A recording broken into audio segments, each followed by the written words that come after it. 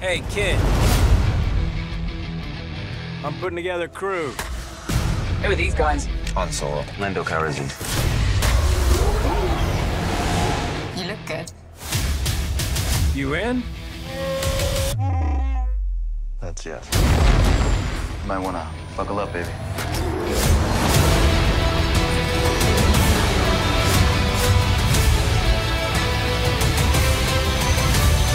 How'd they do that? Did they fly it in?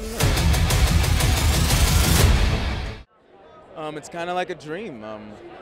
You know, Lando was my first toy ever. Like, my dad bought it for me, so being a part of this, being part of the Star Wars family, it means like the world, you know, because I don't say that lightly.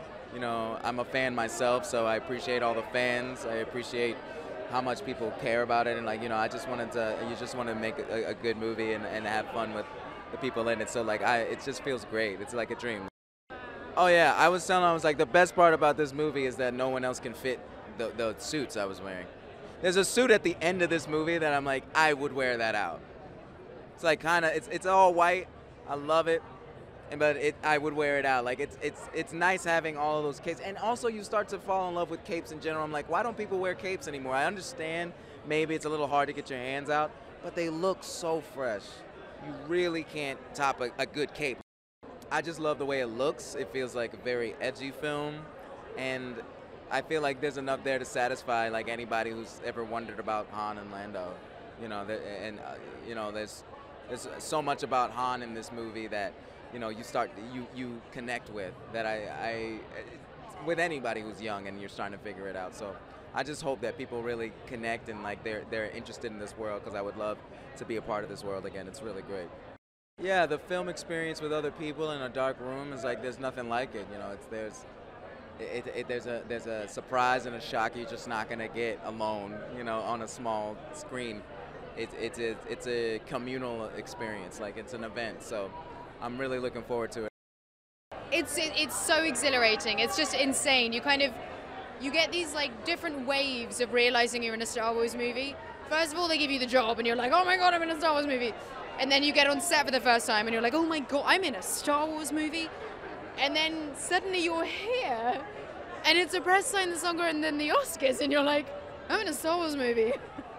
And it's like these different stages of like overwhelming kind of intensity that kind of comes with this. And I just really hope we've done the fans proud.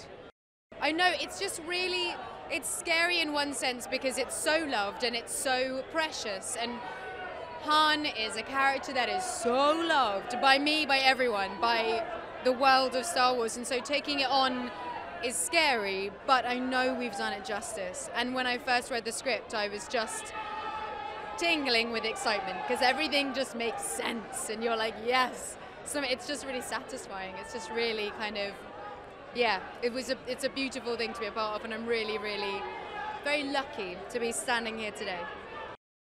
3 adjectives: explosive, dynamic, and heartfelt.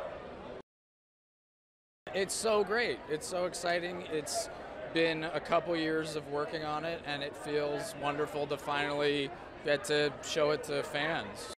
It's just wonderful, you know, doing all the scenes with Chewie and everything was great, and you really felt like you were really a part of the Star Wars world. And he's very funny, Jonas, who plays Chewie. And yeah, it was wonderful. We had a great time. I think just the cast that we have and the crew, I mean, the people that I got to make it with, and our particular Star Wars posse in this one is such an incredibly talented and interesting group of people. And so getting to have that experience with them was really great. And it's also fun. All my nieces and nephews are all here, which is exciting. So they're having the time of their lives. It's a privilege. It's a privilege. It's a thrill. It makes my kids really happy. They are very proud of me and actually want to come and see it. Well, they can come and see a movie I do, finally. So, but, you know, what a privilege, and what a celebration too, to have a woman of color who's got a principal role in the movie, in that entire Star Wars legacy. That hasn't actually happened until now. So I feel very kind of proud for that to be a moment that I can represent. So, you know, it's very special. Well, I think, you know, you can really tell in the movie the energy that's right through the film is this sense of excitement and reverence for a character that is so beloved. Right down to the design of the costumes, you know, that fantastic retro edge, which is so, you know, so akin to the character that we know of Harrison Ford. And I think that really that was sort of, it was delivered right through the whole production. And we all had so much fun because Han is a rogue. He's devil-may-care, he's irreverent, he takes risks, he's all the things that people want to be but they're too scared to be. So, you know, I think that it gave everyone the sense that they could try something new and depart from the everyday and the normal. And honestly, it's right through everything in the movie. I mean, it's really exciting. Naturally, you wouldn't expect it, but I was alive in the 70s, and I remember very well what a big deal it was at the time when this Star Wars originally came out. And so I guess I never thought this opportunity would happen, but it's great to be a part of this. You know, it's just one of the funnest experiences I've ever had working with this group. And I don't know, I haven't seen it yet, but I hear it's a pretty good movie. Yeah, I didn't expect to see the Millennium Falcon on, you know, Hollywood Boulevard. That's pretty cool. I've been thinking about this recently. I think the reason why it's such a good idea for the franchise to have these spin-offs and these standalones, because it really enriches, I think, the entire franchise. But because they're less encumbered by the responsibilities that the main franchise has, and that they can be more playful, and there can be more sort of caper-like qualities, and they can be escapades. Yeah. No, it's interesting. I've been looking at the posters and trying to figure out what we're going to learn. You know, I haven't read anything about it. I don't go on sites and read all the speculation and gossip. I just waited to see tonight, so we'll see how it goes. No, it's always great, and it's nice to be having been part of this sort of legend myself. It's nice to come and see this one. Yeah, I've enjoyed the new ones very much, so it's been good.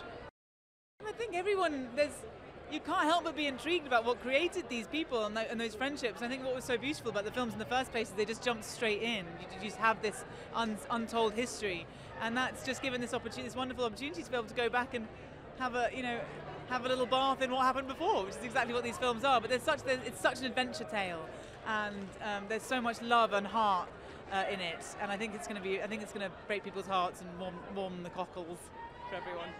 Yeah, she's wicked. She's wicked. I was so thrilled to read the script because she's got such an amazing attitude. She's pugnacious. She's argumentative. She's got her own opinion. She built herself out of other droids. I mean, that's insane in itself. And she's actually really inspirational. I carry a little bit of L3 with me everywhere I go now.